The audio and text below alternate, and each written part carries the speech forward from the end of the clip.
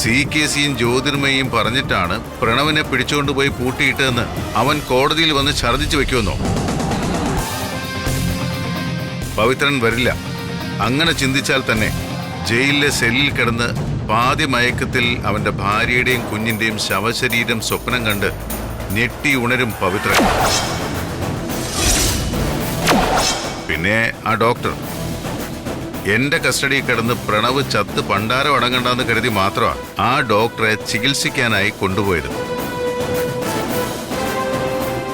അയാളെ സ്വന്തം പക്ഷത്ത് ചേർക്കാനുള്ള നിന്റെയൊക്കെ ശ്രമവും ഞാൻ എങ്ങനെ 8 മടക്കി തിരികെ തന്നുവെന്ന് നീ രണ്ടെണ്ണവും കണ്ടതല്ലേ?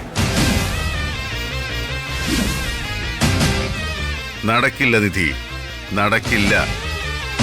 ആകെയുള്ള 2 സാക്ഷികളും അസ്തമിച്ച സ്ഥിതിക്ക് ഇനി ആ പെർജറി കേസുമായി 1 മില്ലിമീറ്റർ മുന്നിലേക്ക് സഞ്ചരിക്കാനാവുന്ന പ്രതീക്ഷ വേണ്ട നിങ്ങൾക്ക്.